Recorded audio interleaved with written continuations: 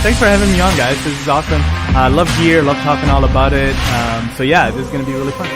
I'm so excited. You guys are, everybody, please share this out. Hit that like button. Follow these guys. You guys have created a phenomenal space with Dealcasters Live. I am so excited to be here. How's it going?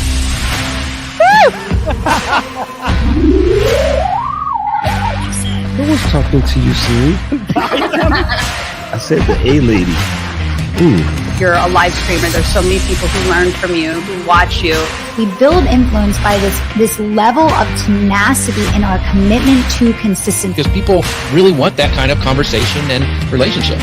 Yeah, and your show won't be boring. Right. You know. Oh my God, I love you guys. Chris, you're just amazing. Jim, so are you. You guys are the best hosts ever, I think. Just stop, please.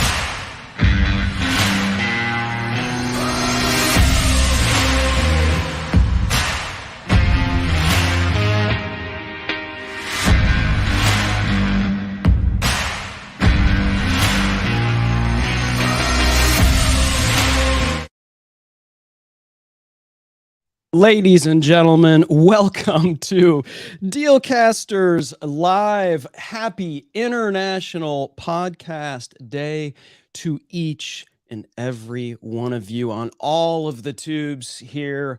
We like to go all the way live. That means somebody could be coming in from anywhere in the world, Jim Fuse, if they're on Twitch, if they're on YouTube, if they're even on a LinkedIn business page. Yes, newsflash, we're on a new tube today. This is a new tube, and Professor Nez, thank you for joining us here on Amazon. Wow, Creator Economy Podcast, hashtag Nez Nation. If you are not following this gentleman on any of the tube, you want to talk about somebody that goes all the way, Jim Fuse. Let me just introduce. I mean, I'm invisible. I understand it. Jim Fuse is on the screen, and it's like, who's this knucklehead on the right-hand side? But on the left-hand side of your screen, doing marketing the Marine Corps way, Semper Fi, Jim Fuse, Lieutenant Colonel Jim Fuse, Atlanta Braves fan. Yes. And just general fantastic human being. How are we doing Friday? Well, Chris, happy International Podcast Day. And hopefully the first win of a 3-game series for the Braves against the Metropolitans of New York. And I will be there in person. Really excited. It's going to be Mad Max Fried versus DeGrom. I mean, what a matchup. Okay. So I'm a little excited. You know, it's taken all season to get to these 3 games that actually matter. It's kind of, we talk about that sometimes, but speaking of people that matter, I mean, look at this chat. I mean, ladies and gentlemen, we have celebrities here on Amazon that are hanging out on a Friday, TGIF. And if you're not here on Amazon, it's okay. It's okay. We made it easy for you to come and join us, join people like Professor Nez, Randall Constant, another fantastic Amazon.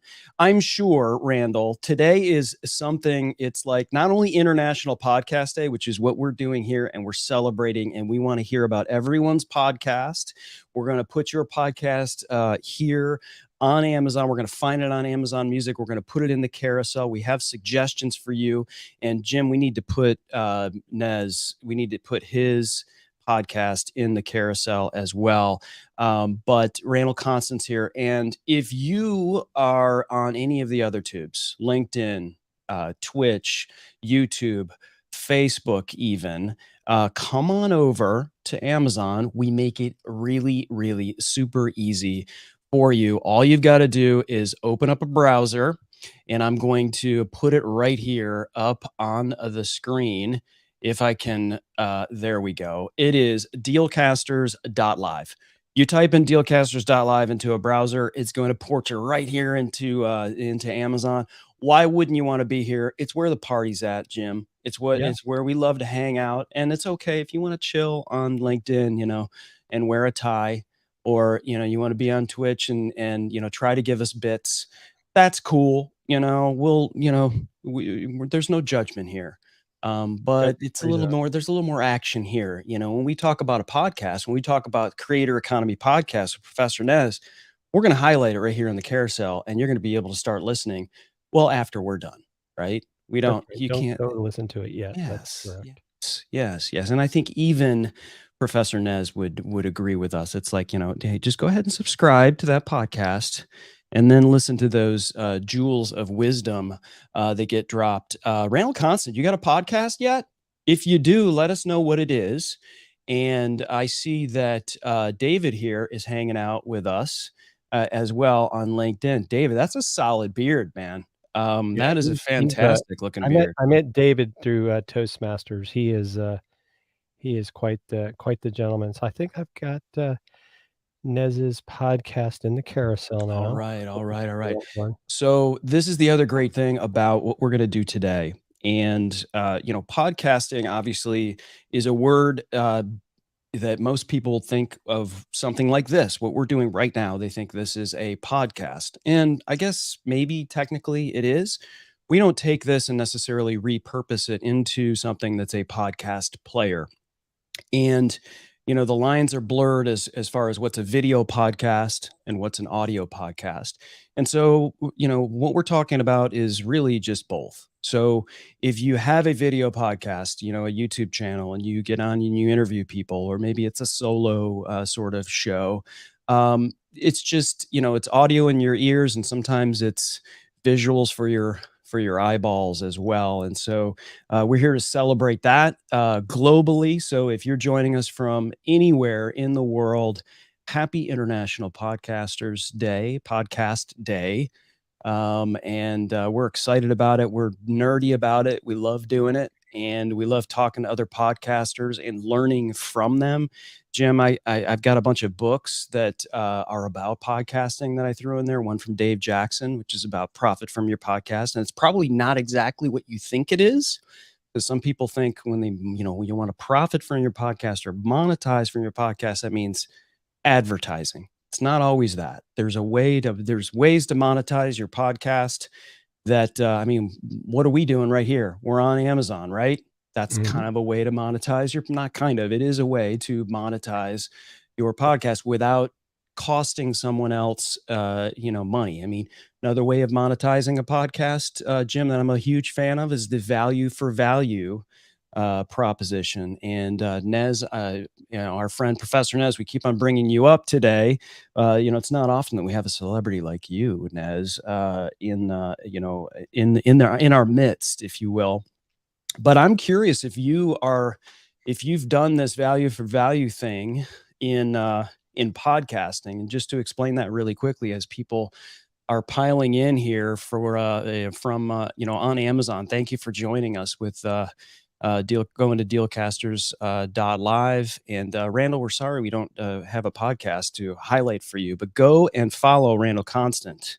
If you are hungry, you're in trouble, because your pocketbook is going to be empty, because that man knows a lot about food and snacks. And Chris, to your point, and Randall, I think a podcast about food would be a good idea, because all 100%. These companies, and you could be talking to them about food, and you could even make it a video podcast that you could then multi-stream to Amazon, like our friend Jeff C does with Social Media News Live. And I think people would like it. I'll send you the invoice later for that free advice.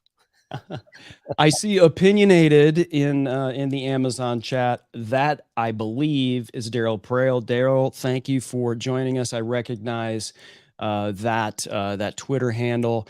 And Vicky, thank you for joining us over here on Amazon as well. Richard, who somehow has managed to figure out the font game in Amazon, which is pretty amazing. We'll have to learn that hack. And yeah, go follow Randall Constant at foodguy.live. Great gentleman there. So I was talking about value for value and podcasting. This is incredible. Basically what you do, and it's headed up by, Jim, I don't remember, back in the MTV days, Adam Curry. You remember him as a VJ? Yes. He kind of would put on that cool leather jacket and he had that coiffed hair, and he would, most people thought he was kind of a metal guy, and so they put him on the hard rock metal shows. I mean, he was not really necessarily a metal guy, and they eventually went Ricky Rackman with Headbangers Ball and all that. You see, this is what happens when you got 50-plus-year-old dudes talking about podcasting.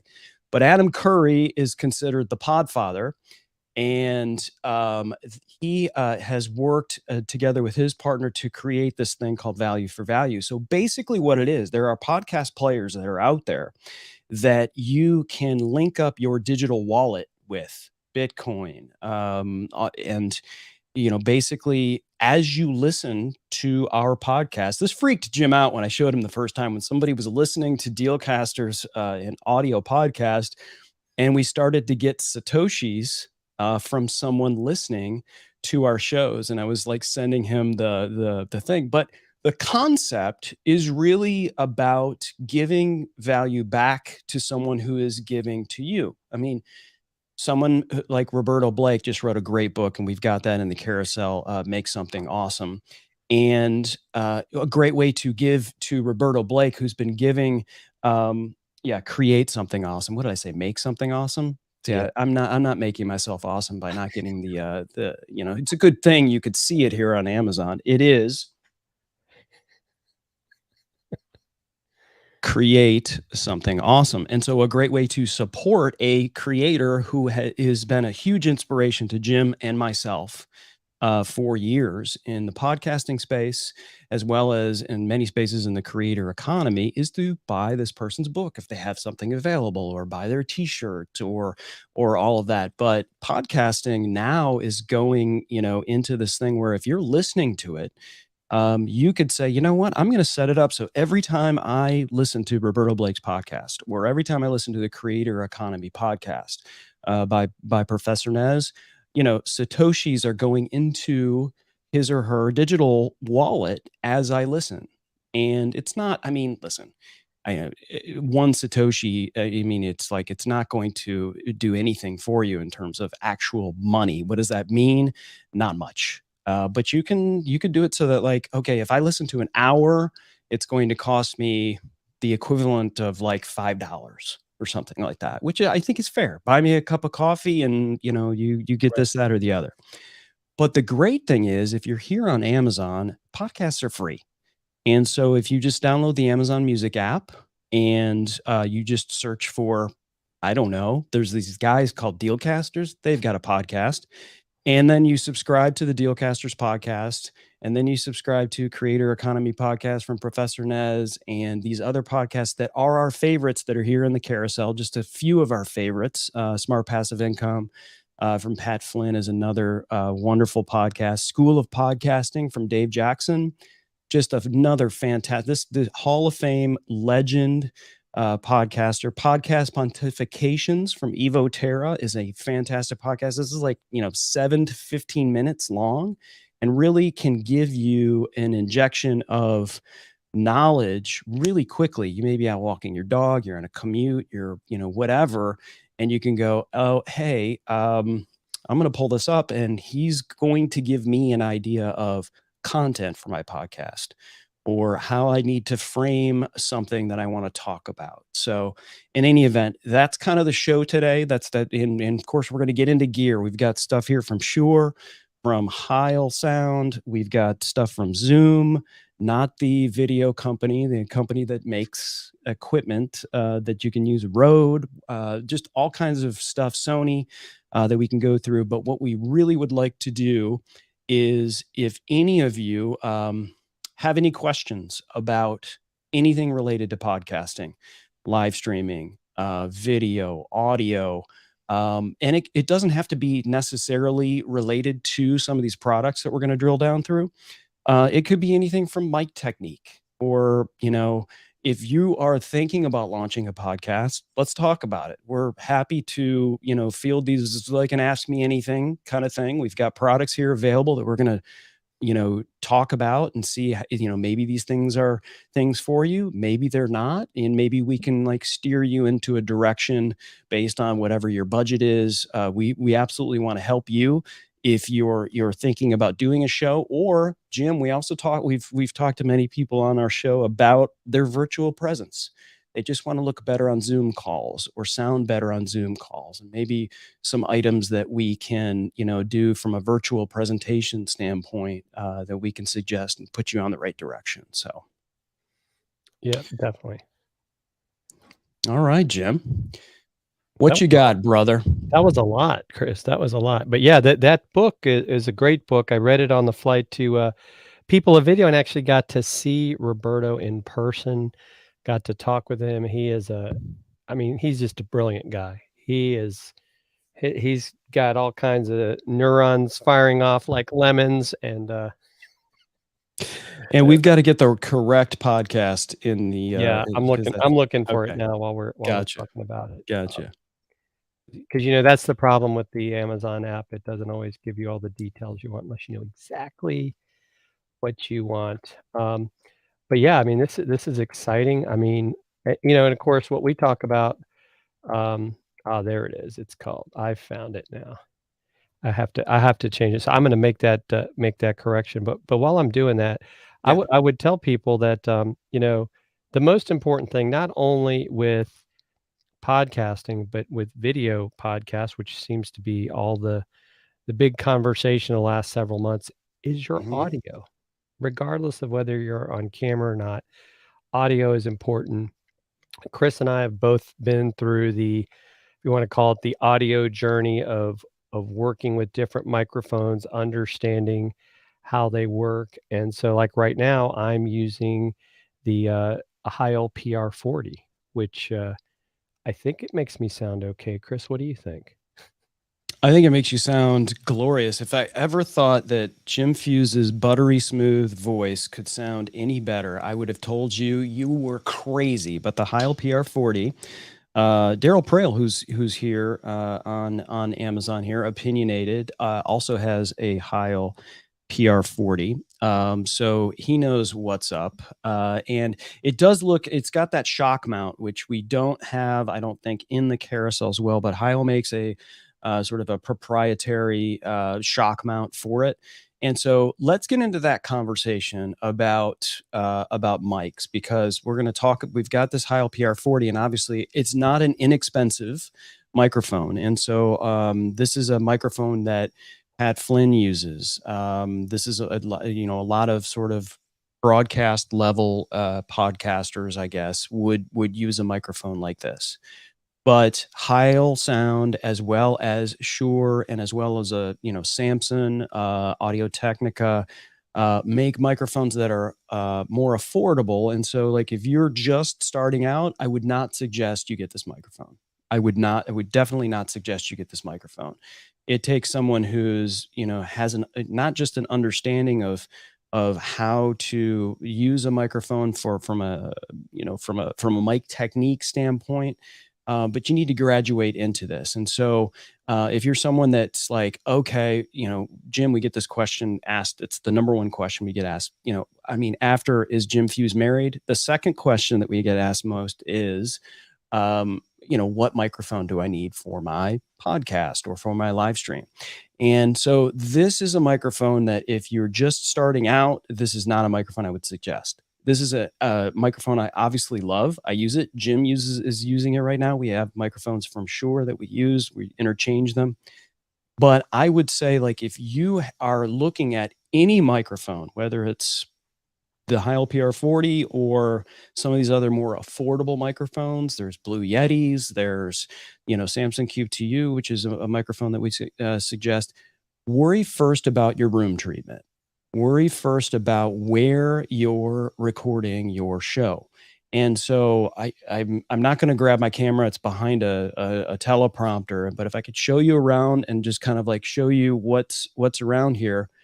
This is a room that has carpeting. This is a room that is small.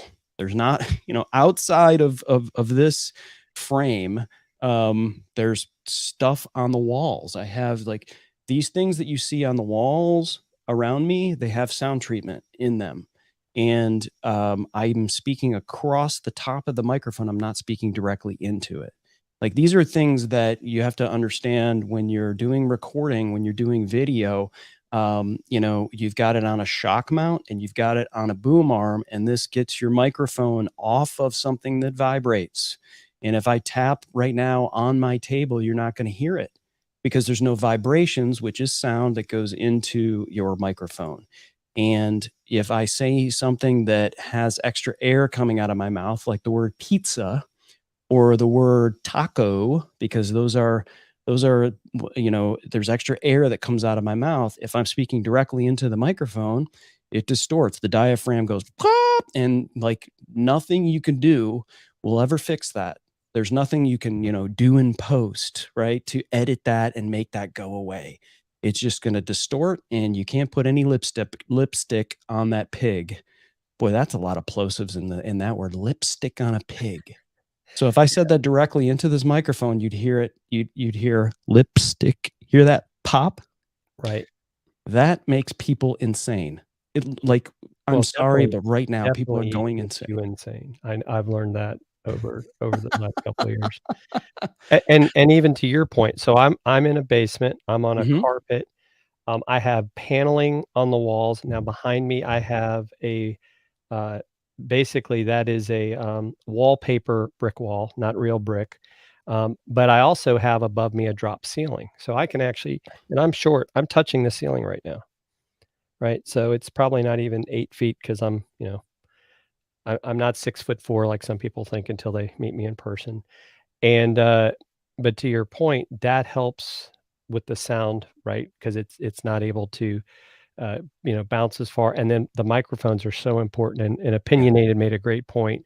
You know, dynamic versus condenser, lose the keyboard clicks. You'll see that sometimes when people use another microphone that will remain nameless because it picks up everything if you don't know how to use it. And so we have to be here. If I move 3 feet away from this microphone, you're not going to hear me. Right. Yeah, dynamic microphone. So that's the other question we get. And by the way, thank you for those that are here on Amazon. Johnny the King Kong is in the house. Junaid Ahmed, Super Junaid, thank you. Thank you very much. Hydration to get rid of the mouth clicks. That's another little annoying thing, the sibilance, right? Those of you who are podcast editors, you get this thing called a De-Esser, and it takes out that and all of those things that are clicky and all of those things that can drive people insane, because podcasting, Jim, it's a very intimate format.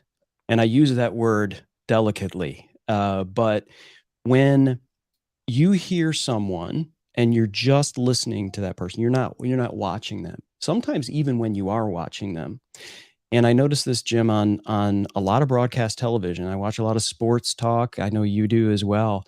And someone will be in a huge, bright room, and they could even have a halfway decent microphone, and they sound so far away.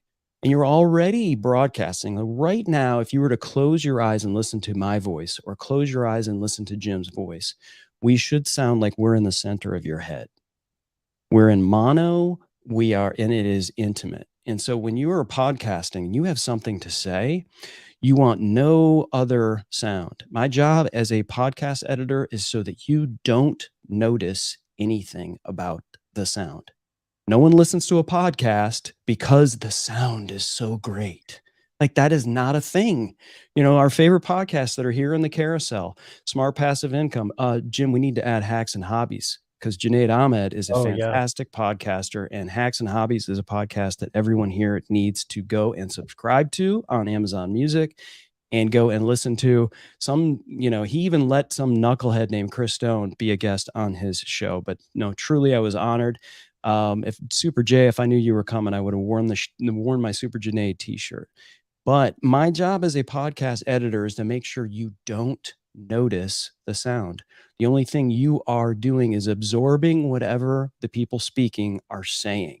And so if you are someone that wants to make sure what you're saying is being absorbed, You know, you wouldn't be recording yourself. You wouldn't be going live. You wouldn't be doing this unless you wanted someone to hear you and to do whatever you want them to do, whether that's buy something, whether that's, you know, you have a mission, you want to lead people, you want to help people.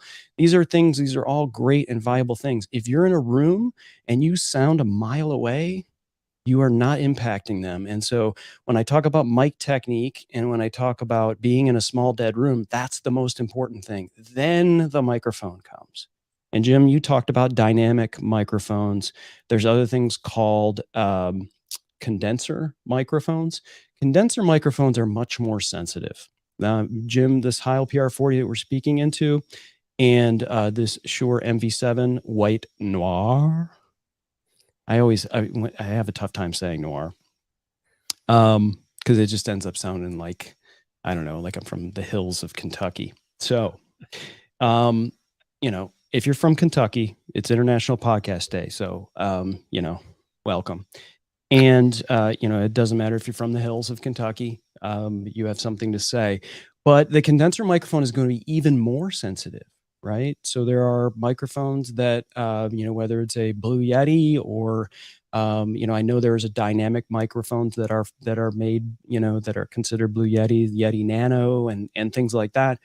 You're going to get a much more sensitive sound. So if your room is not treated, you're in trouble. You're really at a, so my suggestion, especially if you have maybe kids in the house, possibility of like sirens going on, any sort of noise that's happening, if you have a condenser microphone, it could get picked up. So a dynamic microphone is what absolutely we suggest. And then you start talking about, well, do you want an XLR or a USB mic? And so that really sort of depends on what your setup is. If you just want something simple, it's just you solo and you can just plug it right into your computer and you're not worried about sounding like as buttery smooth as Jim Fuse, but you know, you want to sound good. USB microphones are great. And typically USB microphones are also XLR. So you can upgrade and get an interface and do some of these other things. Like a Rodecaster Pro and things like that, where you can kind of level up your game with, but you would need an XLR mic, you know, a mic that has an XLR output. So yeah, and Opinionated's got a great question. He says some of the high-end mics require a lot of gain, like the SM7B. What do you recommend as far as a, you know, audio device? And so right now, I'm using this PR40 into a Rodecaster Pro 2. Right. And believe it or not, because Michelle Levitt, who is the head of marketing and knows her stuff, just like Laura Davidson from Shure, told us don't add anything. So this mic is just plugged into the Rodecaster. I'm not using any EQ or any sort of thing other than controlling my gain. Now, with the SM7B, from what we've been told, and we'll be able to test this soon, you don't need to add anything as far as a cloud lifter is what usually people have to do with the SM7B. Right. And what I think I learned about is what they do with the SM7B is it's actually further back, and that's what causes that inside. You don't even realize it because it's the way the microphone is constructed. So it's pretty fascinating. The I guess would it be the physics, Chris, of it? Of how they create these things? Yeah, I think you know, the SM7B is kind of, and this is where the Daryl is going here. It's one of those microphones that it's very gain hungry. It requires an extra amount of gain, which you would get from some sort of preamp. Okay, and that's what a FET or a FET head is. It's a preamp that gives you, that basically says, you know, this is what's going to make this SM7B sound its best. However, the Rodecaster Pro 2, which I'm speaking, this Heil Pr40 is going into it. There is settings in the Rodecaster Pro 2 that is specifically for the SM7B. It's a very popular broadcast microphone. You know, a lot of people will be like, I'm getting ready to start a podcast, and they go and they buy this SM7B, and the SM7B is a fantastic microphone. And hopefully Jim will be our friends at Shure will be sending us that. It looks like that's coming. But we won't need a FET head. We won't need a cloud lifter when those arrive, because we have a Rodecaster Pro 2. And so there's a setting which basically gives you the right amount of gain for that SM7B, and you don't have to worry about also getting a cloud lifter or also getting a FET head. So, but if you don't have a Rodecaster Pro 2, maybe you don't need one, you just want to go solo, you've got your SM7B, the cloud lifter is kind of the go-to. But there are other FETs. There's something called that I suggested for Christian Karashevitz, and he loves it. It's the Dynamite stick from SE1. So the Dynamite stick is more affordable, but he loves it, and I've suggested that before. The cloud lifter is basically what everyone gets if they have an existing interface.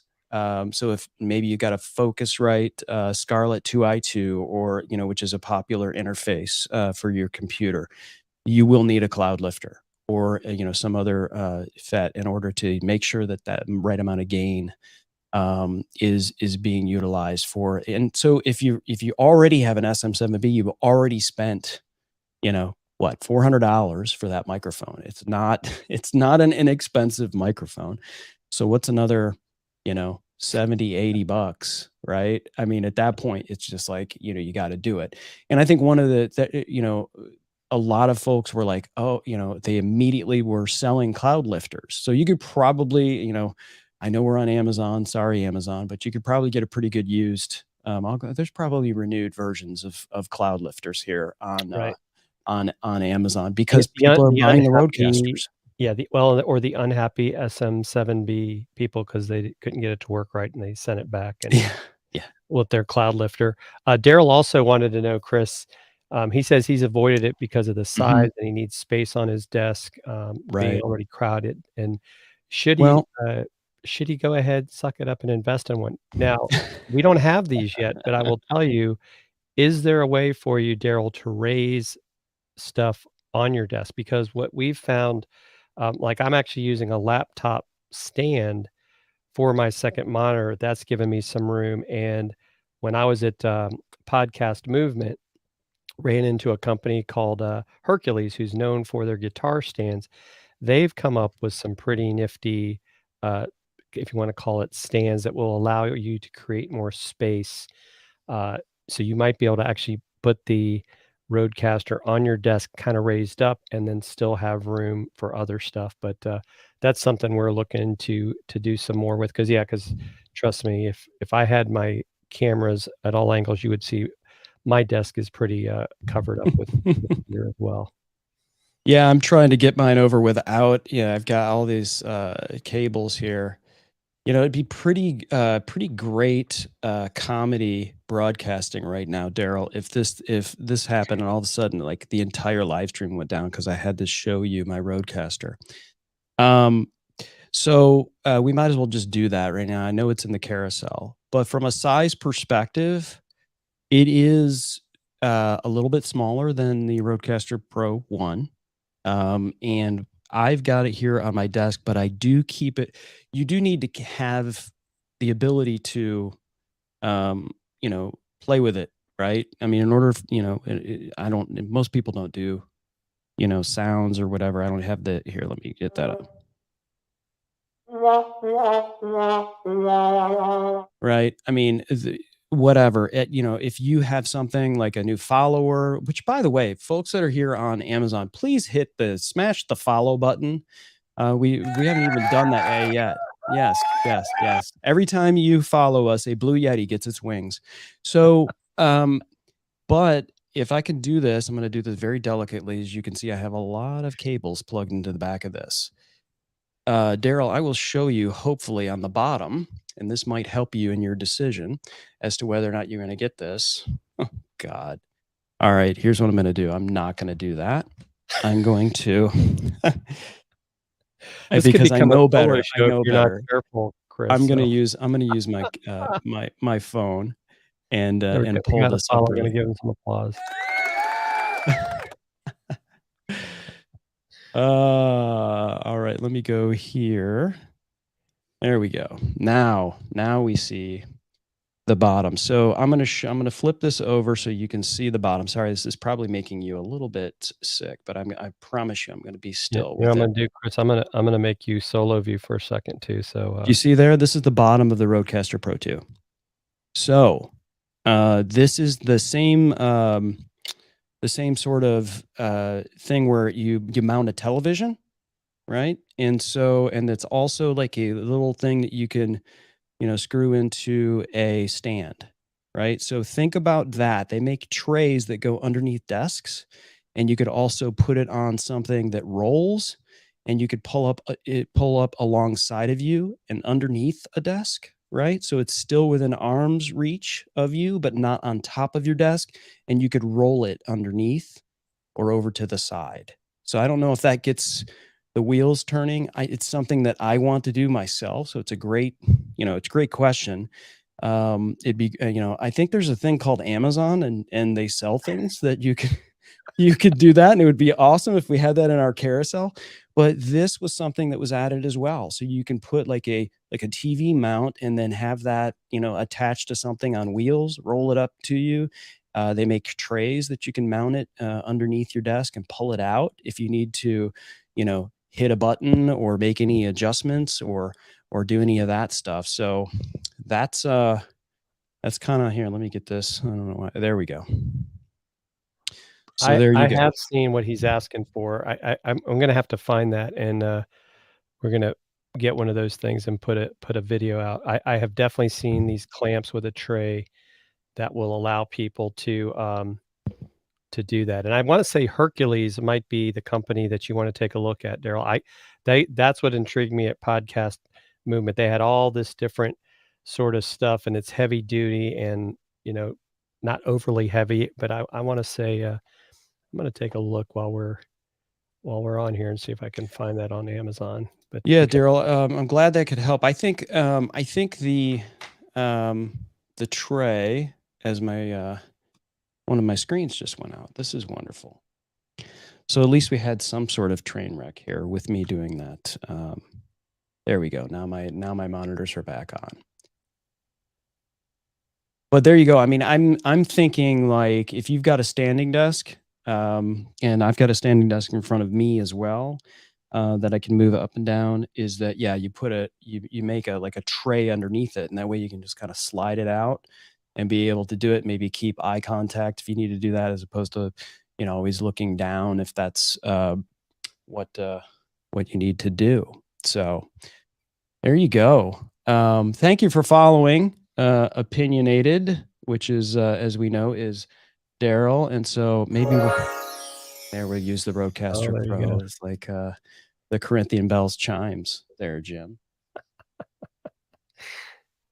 Oh gosh. Yeah, I'm looking to see if how high this stand will go. Richard, how did you do that font that says "hit" in there? I'm assuming you'd like. I guess that's how you would do emojis. Like if I were to paste something from Emoji Terra, that emoji would go into the chat. But it looks like the word "hit" and then your name is also a different font as well on Amazon. It's sort of like web-based font hackery that's happening here over on Amazon. This is pretty cool stuff. So noise cancellation, Johnny Kong. I think I'm sorry, I'm going back through. Oh, look at this. Look at Rome Knows Tech. And now he's like, how are you guys doing all this font hackery? I know, isn't that crazy? Ninjas. You're watching Dealcasters live now. Hit the follow button. Rome Knows Tech. God, you want to see somebody like that has a killer show. Rome Knows Tech is a fantastic. I mean, he goes live multiple times a day. Jim, have you seen that where he does like a deep fake where he becomes like a baby on a show? I did see so that. Awesome. I did see that. That's it's pretty crazy. So I'm going to add this while we're talking. I found something that might work for Daryl. I'm going to add it into the carousel because I think it'll from what I can tell, it looks like it'll clamp onto the desk, and it'll support up to 22 pounds, which the Rodecaster is nowhere near 22 pounds. what do you think? 10 pounds maybe. Well, I guess we could look on this thing called Amazon, and it would That's tell true. us. It is 2 kilograms. Oh, Jim, we're talking kilograms, okay? Now we're going to kilograms. Why'd you got to go there, Chris? Any of I our don't know. Canadian friends, can they? Well, Daryl is in Canada, so that's So this is totally appropriate for him. And Rode is based in Australia as well, so that would make sense. Oh, okay, Richard, it's ASCII website for fonts, F symbols. Awesome, thank you. We will check that out. So, Jim, I'm going to hook up. Bring this down. And now you should be hearing me on the Shure MV7. So I guess we could do a bit of a comparison here. So this is the Shure MV7, and this is an Amazon exclusive white noir, and it's limited. So, and no, it is not based off of an Oreo cookie, but it kind of gives those vibes. I've got this plugged in with an XLR cable directly into a Rodecaster, and or if you can do that and plug it directly into an interface, and so you're going to get a particular, a bit of an elevated sound in terms of quality. But if you do plug in this is also a USB mic. If you do plug it in on USB, it lights up. You have like a mute button option. You can change the gain on this thing, and as you can hear, it's I would say, Jim, it's a little bit warmer maybe than the Heil Pr40. Mm-hmm. I would say it's a little bit warmer. What I'm gonna do right now, just to have people hear the difference between the two. I'm going to speak into, right now I'm speaking to the MV7, and then I'm going to swap this and speak into the Heil Pr40. So what are we going to say? We're going to say I'm speaking now into the Shure MV7, and now I'm speaking into the Heil Pr40.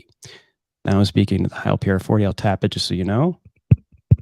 Okay, so now I'm speaking to the Heil Pr40. So you're getting, I would say the low end is crispier, is how is in layman's terms, Doug Layman. That's how I would say the difference is. So I'm speaking now in the Heil Pr40. Now I'm going to bring up the Shure MV7, and so now I'm speaking into the Shure MV7. So you can hear the difference, right? You hear the difference in the warmth versus the Heil Pr40. So one more time: Shure MV7, Shure MV7, Heil Pr40.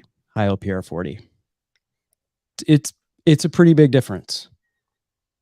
Yes. Yeah. Okay. Yeah. Any opinions on what they think is a better sounding microphone? Do it again. Let me see what I think. I'm going to close my eyes. So I don't know which one you're using. Give me your first. Okay. This should be interesting. All right, here we go. All right, Jim. This is mic number 1.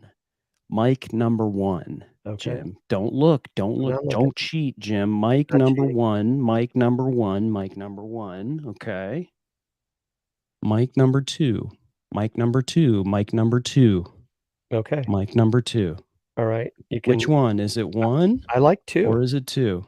I like 2. All right, Jim, now you can look. You have chosen the Heil Pr40. It was richer sound. I could tell a slight difference. Okay. How about people in the chat? No matter where you are, whatever tube you're on, Amazon, which one did you like better? Better on the voice. Was it the Heil Pr40 or the Shure MV7? White Noir limited edition, ladies and gentlemen. MV7 or Heil Pr40? We have a very long opinion from Opinionated. Yeah, just so you know, Daryl, the Amazon chat doesn't like URLs, but it looks like he found a clampable tray option. Let's see, okay, so the ASIN, Jim, is... I'm going to go ahead and put this in the private chat here so you Oh, I can see pull it. this up. I see it. You got it? Yeah, I can see it in his thing. It's like it's you know, you have to read through the code, but I did find No, it. but yeah, here I'll paste the ASIN, and that way you can search. You can use that and pull it up in the carousel. I put it in the private chat. Thank you. Clampable tray. Doug Lehman had a question. He wanted to know about your background lights and how far back are they from the wall? I would say it's about 1.5 feet. It's 1.5 feet, and I have those here.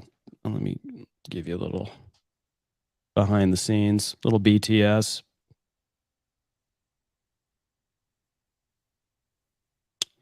And we'll get that going here.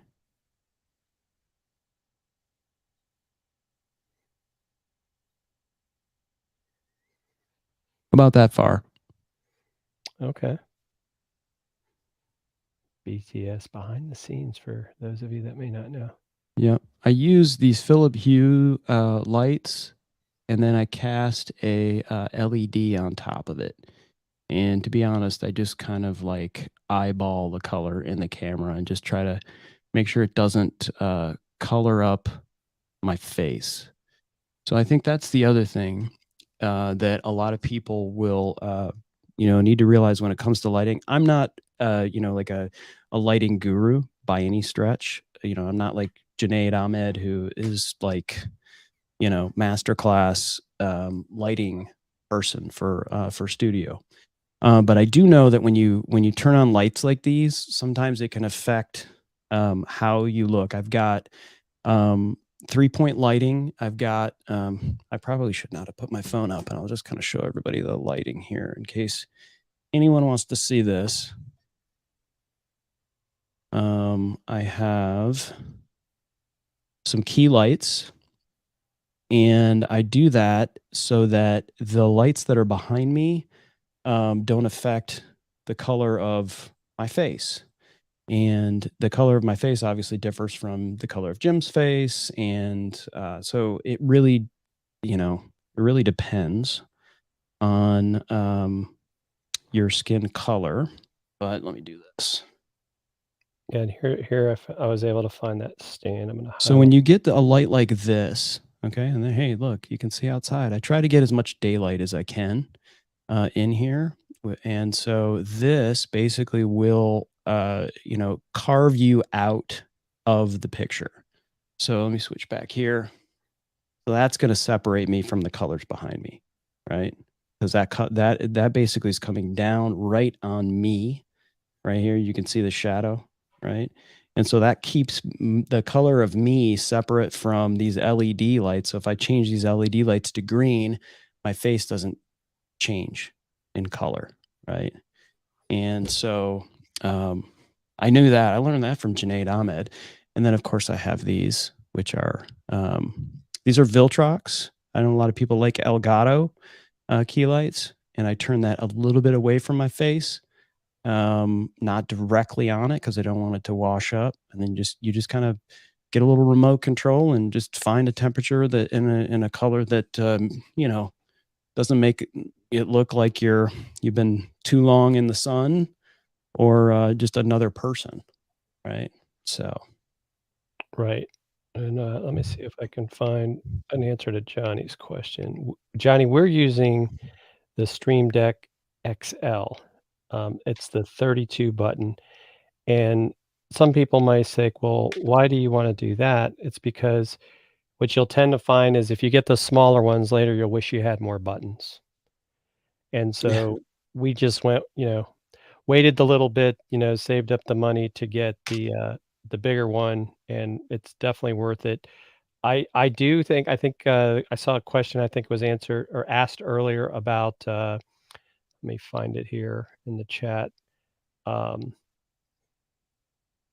want to say he wanted to know oh yeah, can you use 2 Stream Decks and connect 2 monitors at the same time? I do believe you can connect more than one Stream Deck. I think I've know people that are doing that. We're both using 2 monitors. And in fact, part of what you can do is like right now, by using the Stream Deck, when I press this button, you're now getting my double camera view, which I have an overhead camera. So that's plugged into a scene in eCam that I'm using as a virtual cam. And then I press the Stream Deck again, and now I'm back to my regular view. You can see Chris has all his different buttons programmed. You can mix, if you want to call it apps, right? It doesn't have to be all eCam. You could pull other stuff in. Right. It's really gives you a lot of flexibility. You can save different, I guess we call them profiles within the Stream Deck and on your desktop. Yeah. So here's an example here. And we should probably just do a show one day, Jim, where we do nothing but talk about Stream Deck and the gear that you can, use with a Stream Deck and what it allows you to do.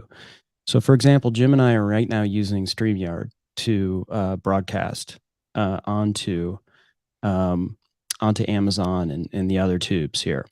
And so you can program each one of these buttons to do a scene, right? And so we're using eCam as a virtual camera. And so these things, when I'm on my main camera, will switch. And so let's just show you what happens is if I were to click one of those buttons, there's no telling what happens. Okay, it just creates like a frame around me. And the way I did that was I just hit this button right here. Okay, and so I programmed that in eCam. And so if you want to show, like Jim just said, or showed, is as an overhead, you program that in one of these buttons like I have right here, which is my overhead. And I'll show you that. It's like that. Now I'm in the frame, but so is my camera, which is above me. And so all of that is done with an eCam. And eCam, I use these as overlays, as different camera overlays. So I'll go back to this. The one thing I was going to show you here is you can do things like record. You can program software. You can have your lights behind you with a button, your volume. I have a whole different section because I do remote production and I'll use StreamYard. This is, if I hit this and if you want to get a Stream Deck that has fewer buttons, you can program something that would take you to a whole different bank. So if I click this, it takes me to a bank, and these are StreamYard things that change how it looks. So if I hit this, it does this, right? You see how that's different? I'm going to hit the button again, and it's back there. So I'm actually programming StreamYard with hotkeys. So that's another thing that your Stream Deck allows you to do. If I wanted to mute my microphone, I could hit this. I'm going to start speaking. I'm going to hit the button. And now, are you hearing me or you're not hearing me? We're hearing you. Oh, okay. Well, I got to reprogram that one. But it's one of those things where, there we go. See, now it's working. So that's kind of how we use our Stream Deck. It's like, instead of having to look around and click and use your mouse, you can use this for virtually almost everything. You can just program it. And you can also program like pauses. So if you hit a button, you could do something and then it waits 3 seconds and does something else, and waits 5 seconds and does something else. You can program all of those things into there. It's really a fantastic piece of gear for someone who wants to do any sort of production, or maybe you're selling something and you want to do a presentation. You can put a PDF file in there and then move the PDF pages. So as you're talking to someone, you can just, do the presentation with your Stream Deck. It's really kind of a fun little thing to do. Yeah, and our friend Marco Novo is here, and he says you can definitely use 2 Stream Decks with a computer. So Johnny, hopefully that helps answer your question. I could see that, and I think they've also now created a foot pedal type of device. I'm not sure how I would use that. It's hard enough with my fingers. Now I got to get my feet thinking, and I think I'll just stick with the desktop version for right now. What's up, Garen Belaney? Micro Studio in the house, and yeah, apparently we need more than one Stream Deck. You know, maybe if we have more than one Stream Deck and a foot pedal, we have a lot of stuff going on, I guess. That's pretty awesome. But he is Johnny the King Kong, so you know, one Stream Deck is not enough. All right, Jim. What else do we have to speak through today? Well, let me go ahead and let me pull this up because I can do an overhead on it. What we were talking about the Rodecaster Pro. Let's talk a little bit about the Focusrite 2i2. And so I started out with the Focusrite. I still use it, and I'll tell you why I love this this really sturdy, heavy duty thing. And our friends at Focusrite, we're going to be talking about the Vocaster soon. That's another new tool they've come out with. So let me change my view here. So you can see this is the 2i2, right? This is my hand, right? It's not that big.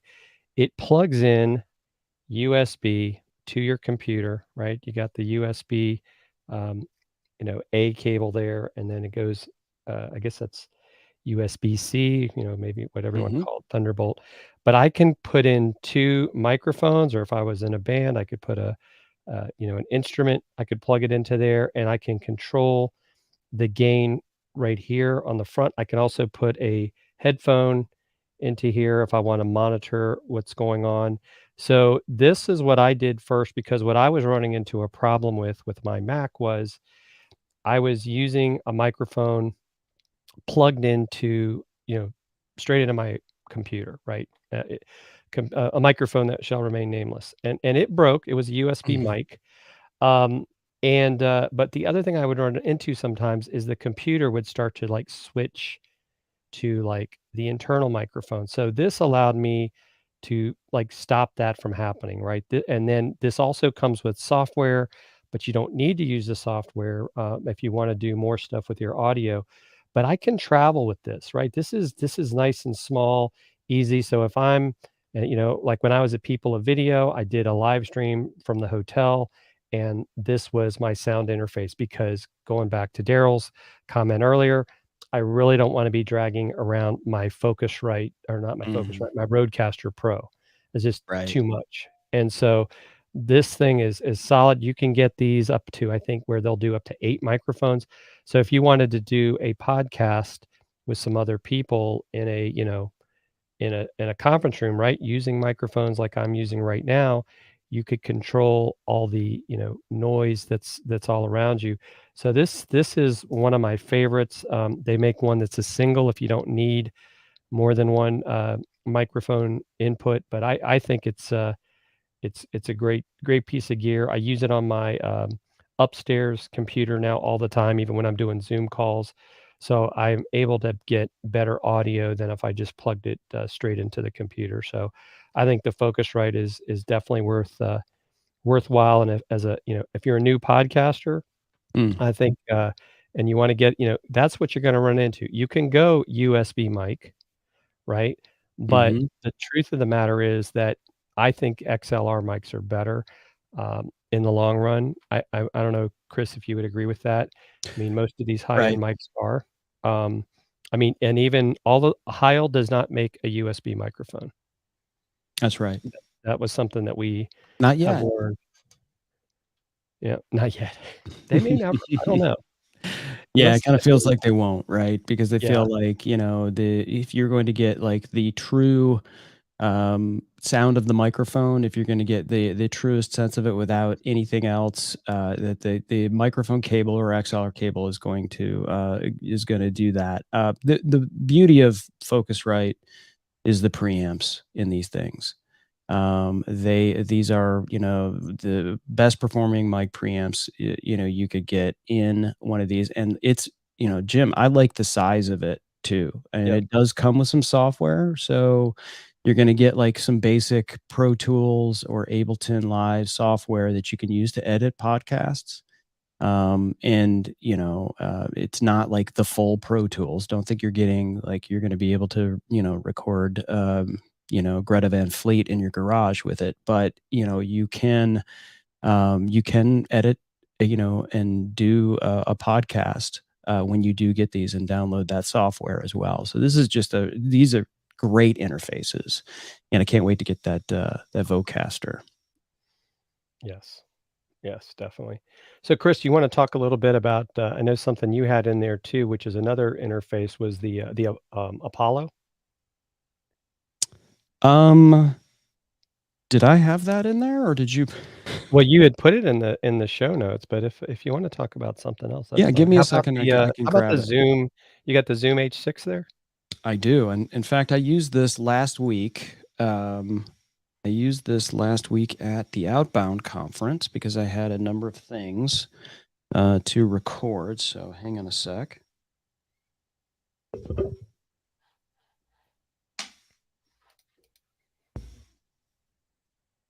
Yeah, and Professor Nez, I would say both Shure and Samson, and I have actually a Q2U plugged into my Focusrite, make good USB microphones that you can use if you don't have an interface.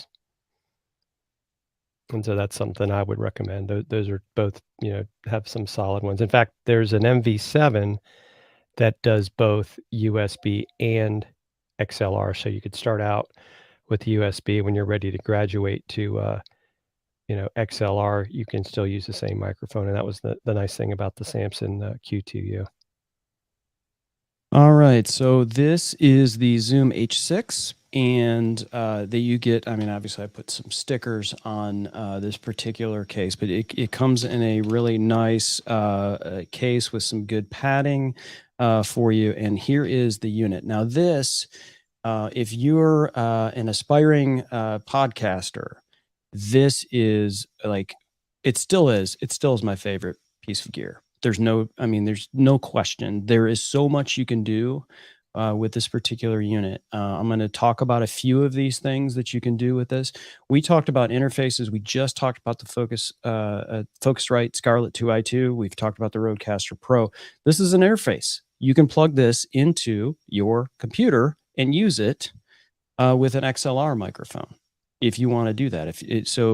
And in fact, you can do that with more than one microphone. You could do that with 4 with this unit. And you can get capsules. And one of the capsules that I have my eyeball that's across the room, is you plug it onto the top of this, and it gives you 2 more. So you can have up to 6 recorded people. So like if you have a podcast and there's 6 people sitting around a table, you can use this to record it, and it records separate audio tracks for each one of the people that you're doing the podcast with. It's incredible. And what you get with it are 2 different microphones. So this is actually not just an interface, it's a microphone. You can actually record something onto a SD card that you put right in here in the side. It runs on batteries. I brought this to a sales conference last week. I had 3 different clients that I was running around and recording, and I had video going, but I used wireless microphones from our friends at Rode, which is the Rode Wireless Go, which we can get into this. This was fun.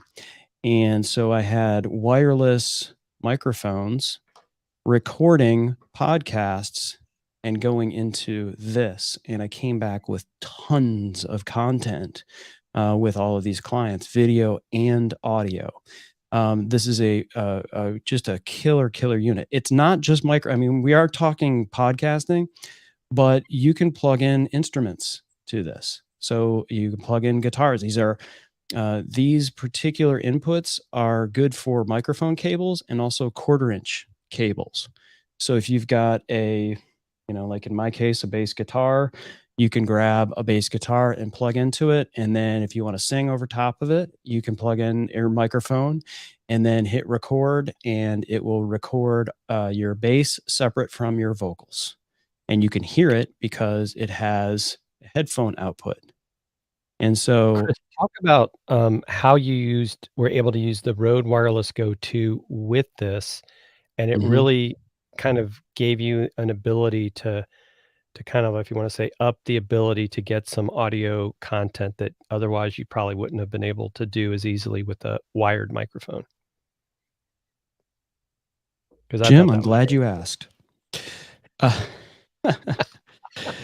All right. So really quickly, these things, these capsules that come with your Zoom H6, they're microphones that if you plug it right here into the top of this, and this is a bi-directional microphone, so you can speak into either side, right? So if you're standing here and you're doing a podcast and somebody's on the other side of it, you can do that.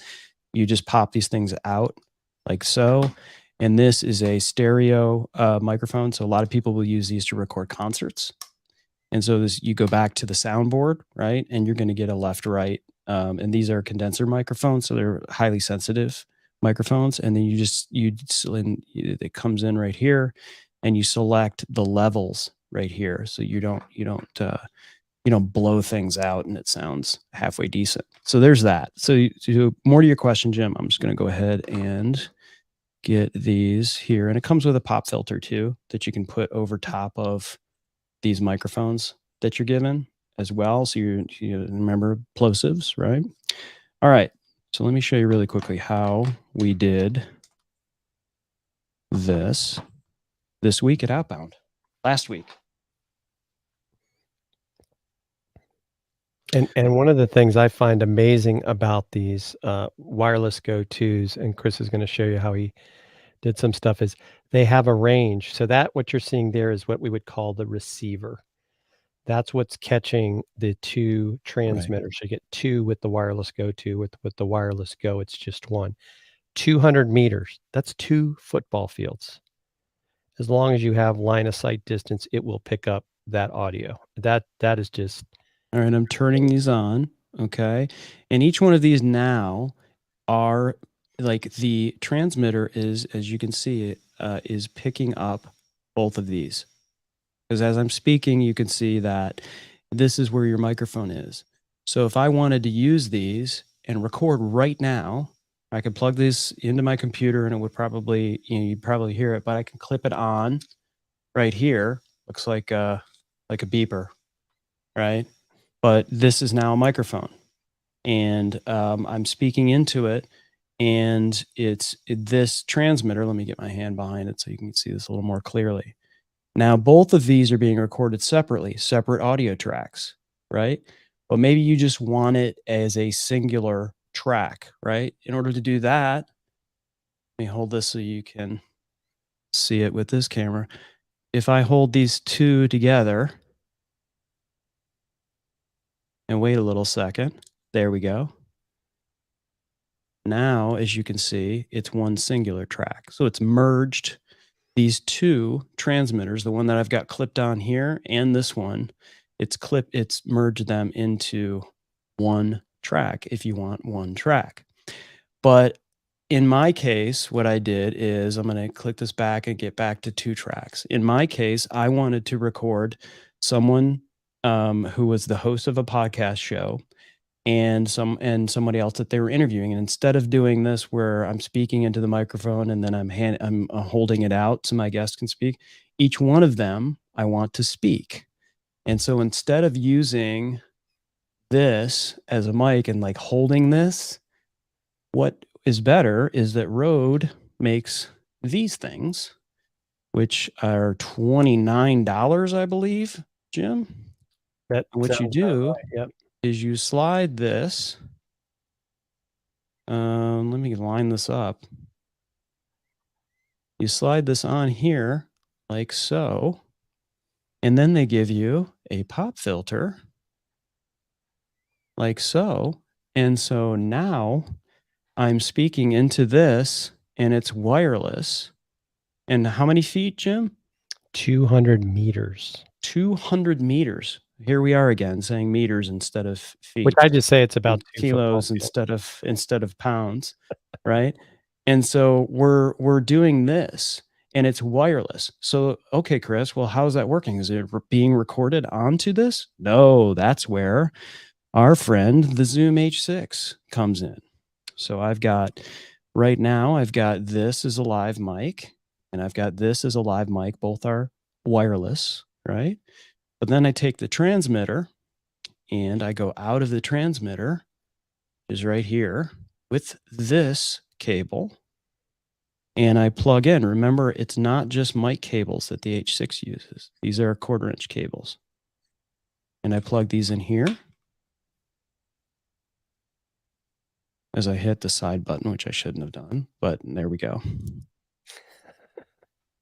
So now we're plugged in here, right?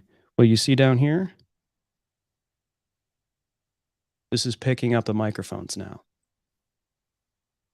Check 1, 2, check 1, 2, check 1, 2, check 1, 2, check 1, 2.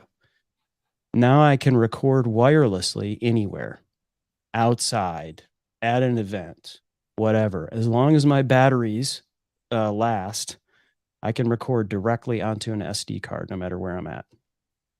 Pretty cool. Oh, definitely. So that's basically what I did. That's how I did. That's how I did the whole outbound thing. And this was a lifesaver. What I did is they were video interviews, but they were kind of like loud ish rooms where there was lots of people milling about, and so I've got my video camera going, and it's got a shotgun mic on it, but it's picking up all kinds of noise. Well, if I've got someone, we talked about mic technique earlier, the best sound of the microphone is as close as you can, get to that source. And so basically what I did is I took the audio out of the video, pulled that out, and added in the audio that it was recorded onto the Zoom H6 via the Rode Wireless Go 2. There you go. Awesome. That was very educational. Oh yeah? Yes, Jim, I'm trying to learn from you, the teacher. So which camera we're using for our overhead cameras? That is you're gonna potentially laugh.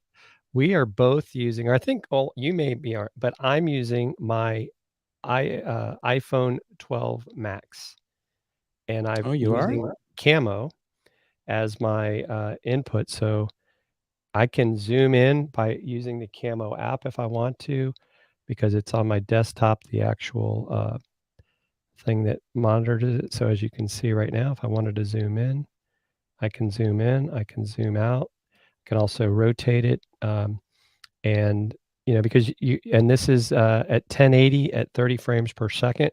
Chris, I think you are actually the ZV-1 using the ZV-1 now. That's correct.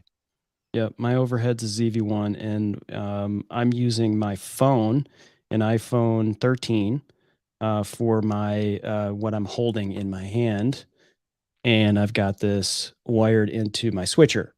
And so when I want to show you my ZV-1 or I want to show you my lights, I plug, I get one of these dongles, right? HDMI out into my iPhone Lightning, right? And go into my ATEM Mini Pro ISO, which is right there. And that way that allows me to move my phone around and show you my ZV-1 and show you my Rodecaster and show you like an inception of Jim on the screen. Look at that. Look at this. What could be better? It's Jim Fuse doubled. Woo! Doubled and slightly delayed and a little bit blurry. Okay. This has gone off the rails. Yeah. And we both have the ATEM Mini Pro. I've got the ISO. Do you have the ISO also? I do. Yes. I do. Yes. Which, and that's what I have my yeah. EVE-10 plugged into for unless you're recording something individual, unless you need to record something individually, you don't need the ISO. Just so you know, I think that is hundreds of dollars more. I think if you're just looking for a camera switcher and you're thinking about ATEM Mini, unless you know you're going to need to record those individual inputs, you don't need the ISO. Just FYI on that. Yep. Sounds like a guy who bought something he doesn't need. That would be me. Well, but we're always buying for the future, Chris. We think about that's that. Right. Okay. Well, it makes me feel a little bit better. In fairness, right? Because with remote production, you never know when you're going to need that. And I mean, it still definitely works. And sometimes, just like you said, you can find them where somebody's sent it back, and so there is a don't remember what Yeah. they call it, the Amazon warehouse or something where you can get some. Refurb. Yes, because they can't sell it as new again. So Yeah, listen, I'm a huge fan of last year's model and refurbs and renewed, and because you know, I use things thoroughly, and I've got some friends that their rule of thumb is that when it comes to new tech, they'll get the new thing and then they'll use it for 3 months and then get rid of it. Mhm. That's their thing. I'm like, okay, that's Yeah. not my thing. Just sell that to me. That's you know, and then Yeah, I pay yeah, less for it. Daryl's, I think you're spot on, right? With the Stream Deck, plus the Rodecaster, plus dual monitors and the ATEM. Yes, the no desktop space syndrome is a thing, and so Yeah. we're trying to figure out like ways of like maybe I need to have my monitors mounted on the ceiling so that I don't have the monitor stand on the desk, and Right. can I drill a hole in my desk so that I can have a pole come out for my camera instead of having a tripod? I mean, yeah, it's definitely the struggle is real. Yes, it is. Everyone, thank you so much for joining us today. I hope this has been helpful. Jim, unless you want to continue, I've got to ramp out, and I've got a meeting I've got to run to. So Yeah, no, this has been great. Glad we were able to share some of the podcasts from some of our friends and us being fans of them. Glad that they showed up, so we were able to, make sure you check out the carousel, or even if you watch on replay, go check out these folks. Follow their podcast on Amazon Music, and you know, if we cost you some more money, Daryl, we're sorry, but it's not our fault. yeah, You that's sales, baby. Live Yes, solving, baby. That that's is right. it. That is it. And Johnny, make great sure to you see you as guys. well. Professor Nez, I don't know if you're still here. Yeah. Thank you for showing up. And yeah, Chris, you're making me think I might need to go get that Zoom H6. I don't know why, but it just Favorite piece of gear. Favorite piece of gear. I use it. I use it as much as I and use you like these actually mics. and they came out with a newer, was it the 8 that they came out with after the 6? Yeah, and I mean, if you need 8 inputs on something, then I don't know. It's kind of like getting 2 stream decks, But I think the H6 is you can expand it. I mean, it has 4 inputs, and then you can buy a capsule and turn it into 6 inputs. But yeah, and happy International Podcast Day, everyone. Pick up this book, Create Something Awesome by Roberto Blake. It is awesome. There's a whole huge section in here about podcasting that I did dog ear. Obviously, Roberto, he's got his podcast is in our carousel, and there's improving podcast quality, live stream quality. There's some great sections of this book that I've gone through and I've earmarked, and it's a pretty quick read in terms of there's only a couple hundred pages here. And supporting a content creator like Roberto, I think is a great thing to do as well. So definitely check that out. And everyone, thanks again for joining Dealcasters. And as always, Jim, what do we say? Don't fear the gear.